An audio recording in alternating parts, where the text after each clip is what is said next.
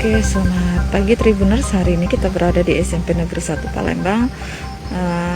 Berdasarkan pantauan kita hari ini, memang saat ini kondisi suasana SMP ini tidak ada aktivitas, hanya ada aktivitas orang mengerjakan pekerjaan di sekolah, mengecek bangunan gedung sekolah. Itu dilaporkan bahwa memang ada salah satu siswa yang terkonfirmasi COVID-19 di SMP Negeri 1 ini, sehingga sekolah memutuskan untuk melakukan daring.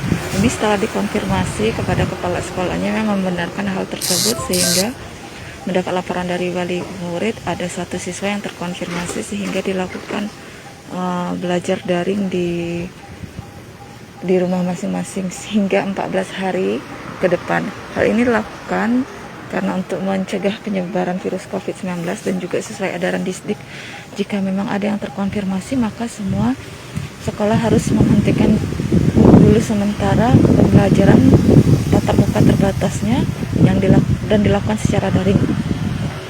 Ya, ini kita lihat situasi ini.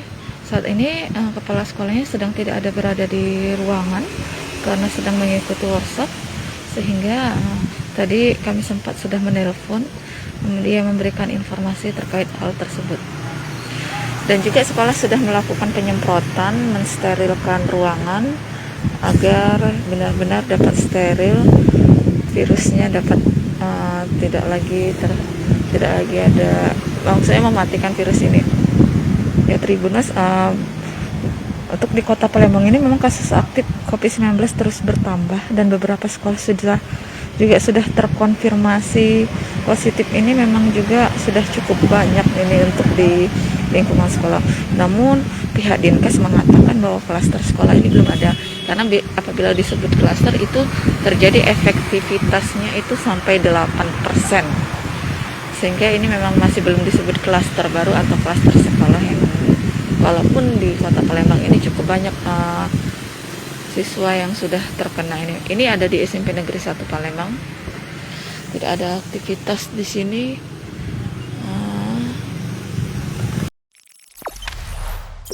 Jangan lupa subscribe, share, komen, dan like ya.